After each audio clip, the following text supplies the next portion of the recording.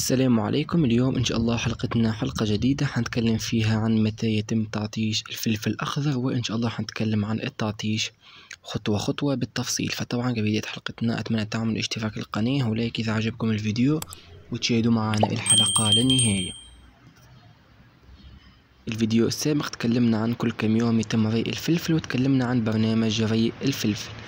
طبعا بعد ما يتم إن شاء الله ري النبات بانتظام حيتم إن شاء الله تعطيش الفلفل. فطبعا في ناس تسأل عن موعد تعطيش الفلفل وما هو الموعد المناسب لتعطيش نبات الفلفل الأخضر. طبعا التعطيش بالنسبة للفلفل مهم جدا جدا، خاصة لما يكون النبات صغير، وطبعا عنده فوائد كثيرة إن شاء الله حنذكرها في فيديو آخر. طبعا قبل ما تقوم بالتعطيش لازم طبعا تنتظم في ري النبات، وأهم حاجة لازم إنك تقوم بري النبات أكثر من مرة من تاريخ الزراعة لمرحلة التعطيش.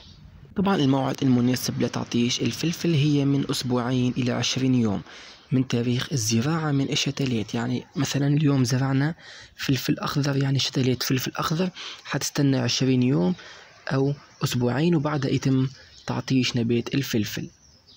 وطبعا في نقطة مهمة لازم أتكلم عليها، نفترض إنه إحنا زرعنا شتلات الفلفل وعدى 20 يوم أو الأسبوعين ولكن ما فيش أوراق جديدة، ففي الحالة هذه ما تقومش بتعطيش النبات. لازم طبعا بعد مرور 20 يوم أو بعد مرور أسبوعين لازم على الأقل تنمو من 3 إلى 4 أوراق جديدة. فطبعا في الحالة هذه لازم ما نقومش بالتعطيش، لازم على الأقل بعد 20 يوم لازم الفلفل يطلع أوراق جديدة وبعدها إن شاء الله يتم تعطيش النبات.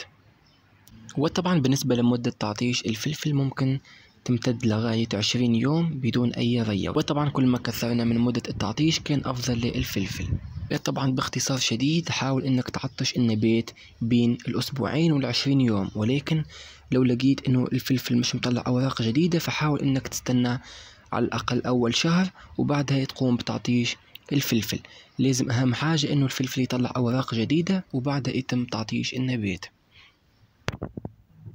وطبعا النقطة الثانية حاول إنك تنتظم في ري النبات قبل مرحلة التعطيش حتى طبعا النبات يتعود على الماء.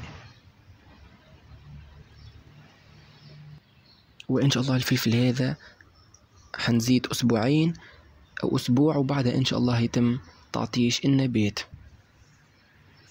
وإن شاء الله حنتابع معاكم التعطيش خطوة خطوة لغاية الحصاد. أتمنى الحلقة تكون عجبتكم. لو عندكم أي سؤال أتمنى تكتبوه أسفل التعليقات، وإن شاء الله ملتقانا في الحلقات المقبلة.